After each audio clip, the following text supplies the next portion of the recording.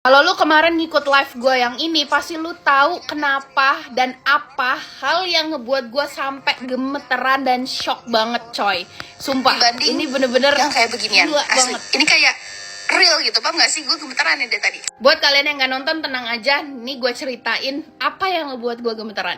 Jadi tiba-tiba manajer gue ini ngebilangin kalau ada yang ngirim cerita lewat nomor WhatsApp, guys. Biasanya kita nggak mau ngebacain cerita yang dikirimin ke WhatsApp bisnis. Pasti yang dikirimin ke email aja yang kita baca, guys. Cuman kali ini beda banget, guys. Waktu itu kita lagi live, terus manajer gue ini ngomong, "Kak, ceritain aja yang ini." Jujur, dia juga belum tahu ceritanya, dan gue nggak tahu apa-apa nih soal ceritanya. Dan lu tahu, pas waktu gue ngebacain itu beneran tangan gue gemeteran karena kayak ini serem banget, coy. Sorry kalau ada suara berisik, tapi lu fokus aja sama suara gue. Oke, semua nama di sini udah disamarin karena beneran ini parah banget. Jadi yang ngirimin cerita ke gue ini tuh cewek umur 18 tahun. Nah, cerita ini tuh dimulai di tahun 2016, dimana dia itu masih umur 11 tahun dan dia sekeluarga pindah ke Jakarta. Lokasi tempat mereka pindah ini emang udah banyak banget keluarga dan juga kerabatnya ibunya. Mereka sekeluarga itu ada 5 orang, bapak, ibu, dan 3 saudaranya, dan dia anak paling terakhir. Pas waktu pindah ke lokasi ini, itu emang ibunya ini ada kenalan yang namanya Tante I, kita sebut aja ya. Ini udah disamarin juga, tapi gue mau kasih inisial aja. Tante I ini punya anak yang seumuran sama yang ngirim cerita yang namanya V. Dan dari awal mereka berdua ini, Tante I dan juga V ini, itu kayak kelihatannya nggak seneng gitu ngelihat mereka itu pindah, guys. Padahal kan mereka kerabat gitu sama ibunya, tapi nggak tahu kenapa nggak seneng. Singkat cerita, 2 tahun kemudian di tahun 2019 dan dia umurnya udah 13 tahun.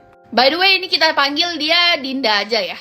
Nah, saat itu Dinda ini mau masuk SMP dan dia ini lagi MPLS dan barengan sama si V. Nah, mulai dari sini nih ya guys, mulai hari itu Dinda ini sering dapet tatapan-tatapan kayak tajam dan kebencian gitu loh guys dari V. Sampai bahkan itu kayak matanya dia tuh beneran kayak ngeliatin si V terus. Dan gak jarang juga nih ya guys, tiba-tiba V itu muncul di hadapan Dinda terus sambil kayak ketawa-ketawa dan matanya itu kayak membenci gitu loh. Karena Dinda ngalamin hal ini, akhirnya dia bilang dong sama mamanya. Tapi mamanya ini cuma ngomong, "Oh nggak kali, itu biasa aja, V cuma bercanda kali," gitu. Udah tuh, singkat cerita, kejadian itu tuh kayak sering terjadi sampailah dia masuk SMA. Dan ini kejadiannya di tahun 2020 pada bulan Ramadan. Ini tuh ceritanya beneran spesifik banget, karena dia bilang di hari ke-21 Ramadan, pas waktu azan asar, posisinya dia itu lagi di kamarnya. Tiba-tiba aja si V itu muncul di belakang jendelanya, guys. Jadi di luar jendelanya tuh tiba-tiba ada V terus kayak melotot. Nah, si Dinda ini tuh beneran langsung kaget banget. Tapi lu tahu, bersamaan saat itu tiba-tiba aja dia denger ada suara ibunya teriak dari arah dapur yang beneran panjang banget teriaknya tuh kayak sampai dia bilang 2 nafas. Dalam kondisi kayak gitu dia langsung kayak kabur ke dapur, guys. Padahal itu si V masih ada di depan jendelanya. Dan lu tahu, ketika nyampe dapur, ibunya itu udah geletak di dapur dalam kondisi udah gak bernyawa. Innalillahi. Dinda ini langsung nelpon abangnya, cicinya, sama bapaknya untuk pulang. Singkat cerita, malamnya mereka udah banyak banget yang datang ke rumahnya buat ngelayat gitu. Tapi di sini nih, pada saat ini aja, si Dinda itu nggak ngerasa kayak ini tuh hal real, guys. Ini tuh terjadi, enggak. Dia tuh sampai ngomong, bangun, ini cuma mimpi buruk, karena banyak banget hal yang terjadi. Aneh gitu. Sampai singkat cerita, di tahun 2021, itu ayahnya masih belum ngeikhlasin ibunya. Karena mereka tuh mikir banyak banget kejanggalan di kematian ibunya. Karena lu tahu, pas waktu sudah dikubur ibunya, siangnya itu makam kuburannya itu dibongkar, guys. Dan jari kelingking ibunya itu hilang 1. Nggak tahu siapa yang motong. Karena inilah nih ya, bapaknya itu jadi nggak ikhlas. Akhirnya manggil orang pinter untuk nyari tahu, ini apa sih? Ini kenapa sih? Serius, ini yang buat gue gemeter. Gue gak kebayang jadi Dinda dan keluarganya, coy. Terus dipanggil lah nih orang pintar dan ditanya nih. Pas waktu dianalisis, ternyata kata orang pintarnya, sebenarnya ibunya ini meninggoy karena ngambil santet yang dikirim untuk si Dinda. Dan ibunya tahu siapa yang ngirim santet itu. ibunya mencoba menolak santet itu sampai akhirnya kena ke dirinya sendiri dan meninggoy. Nah, di sini dikasih tahu nih sama yang orang pinter ini kalau yang ngirim itu adalah tetangga kalian. Udahlah nih, singkat cerita, bapaknya ini disuruh beli air aqua dan didoa-doain tuh ya guys, air aquanya. Dan air itu tuh disiram di depan rumahnya dan juga di jendelanya Dinda. Terus orang pinter ini juga nyuruh bapaknya Dinda untuk bawa Dinda ke dalam kamarnya dan sisirin rambutnya guys. Tapi lu tahu pas dia ada di dalam kamarnya bersama bapaknya dan juga orang pinter itu, tiba-tiba aja si V muncul di depan jendelanya. Kali ini V itu bukan cuman diem terus melotot ke arah Dinda, tapi V ini ngomong kayak gini, mati, mati, mati, mati, mati. Sana lu pergi, mati, mati, kayak gitu guys.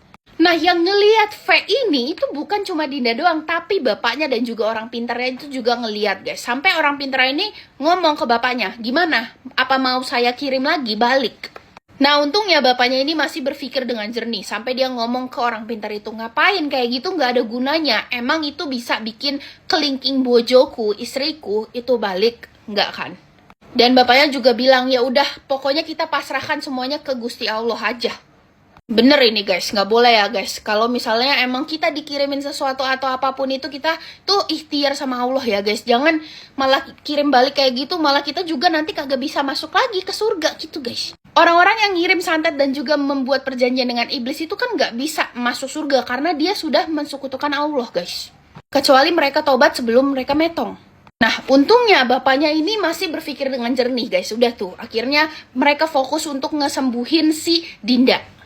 Dan alhamdulillahnya guys, beberapa hari kemudian itu udah bisa dipastikan kelingking ibunya sudah balik. Dan lu tahu, Tante I dan V itu adalah pelakunya dan dia sudah pindah rumah kayak beneran gak ada jejak sama sekali guys. Gak ada jejak sama sekali, langsung dia pindah rumah setelah ketahuan. Tapi walaupun sudah selesai kayak gini, bapaknya ini masih memutuskan untuk Dinda dikirim ke Makassar tinggal sama neneknya. Sedangkan bapaknya aja sama abangnya sama kakaknya sama cicinya yang tinggal di Jakarta. Tapi sesekali dia juga masih ke Jakarta guys. Yep, segitu aja dan itu beneran ini cerita bikin gue merinding coy. Kayak gila, gue gak kebayang jadi Dinda nemuin ibunya terus kelingkingnya hilang terus aduh. Serius, ya Allah. Nauzubillah min zalik ya Allah. BTW gue juga pengen ngingetin kalian untuk ngirimin doa untuk ibunya dan juga untuk Dinda sekeluarga ya guys. Terus juga semoga kita selalu terlindungi dari hal-hal yang kayak beginian dan juga orang-orang yang jahat seperti ini ya guys. Amin ya Allah. Ya udah, next kita cerita apa lagi? Komen. Gue jadi merinding lagi.